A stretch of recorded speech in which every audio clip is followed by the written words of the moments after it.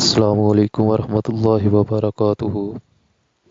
ناظرین، آپ کو اپنے یوٹیوب چینل پر خوش آمدید کہتا ہوں۔ حضرت سبحان رضی اللہ تعالیٰ عنہ فرماتے ہیں، ایک مرتبہ حضرت محمد صلی اللہ علیہ وآلہ وسلم نے ارشاد فرمایا کہ ایک ایسا زمانہ آنے والا ہے کہ کفر و باطل کی جماعتیں تمہیں ختم کرنے کے لیے آپس میں ایک دوسرے کو بلا کر اس طرح جمع کر لیں گی جیسے کھانے والے ایک دوسرے کو بلا کر پیالہ کے آس پاس جمع ہو جاتے ہیں۔ یہ سن کر ایک صحابی نے سوال کیا، کیا ہم اس روز کم ہوں گے؟ آپ صلی اللہ علیہ وآلہ وسلم نے فرمایا، نہیں، بلکہ تم اس روز تعداد میں بہت زیادہ ہوگے، لیکن گھاس کے ان پتوں کی طرح جنہیں پانی کا سیلاب بہا کر لے جاتا ہے۔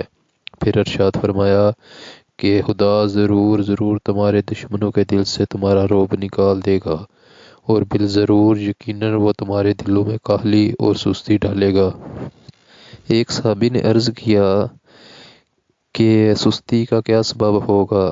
اس پر آپ صلی اللہ علیہ وآلہ وسلم نے ارشاد فرمایا کہ دنیا سے محبت کرنے لگو گے اور موت کو مکروہ سمجھنے لگو گے۔